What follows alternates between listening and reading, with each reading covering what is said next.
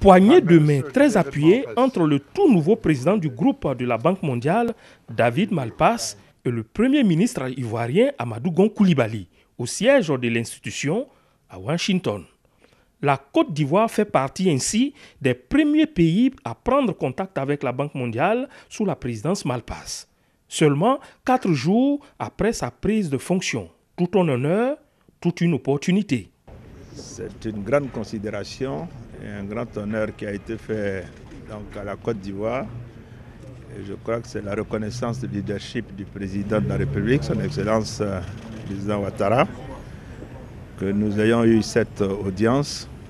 Nous avons eu une séance de travail qui a été très fructueuse et elle-même était consécutive à une séance de travail que nous avons eue hier avec le vice-président de la région Afrique.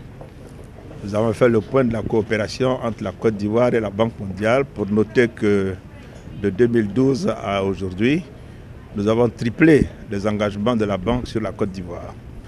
Et nous avons noté avec le président Malpass un engagement très fort de la Banque à accompagner notre pays pour relever donc, tous les défis donc, qui se présentent à nous.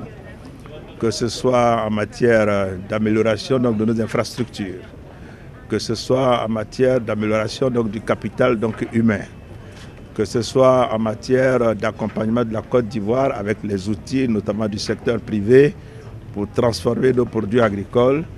Je dirais que sur toutes ces questions, nous avons une oreille attentive du président de la Banque mondiale, du tout nouveau président de la Banque mondiale.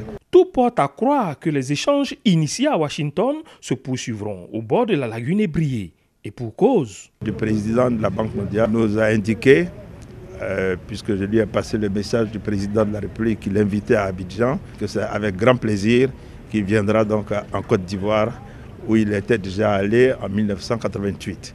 Je dois vous dire que cette rencontre était une rencontre de grande qualité et je suis très heureux donc, que nous ayons pu donc, discuter de toutes ces questions qui touchent à la coopération entre la Côte d'Ivoire et le groupe de la Banque mondiale. Une visite qui se fera dans un climat de détente pour la Côte d'Ivoire.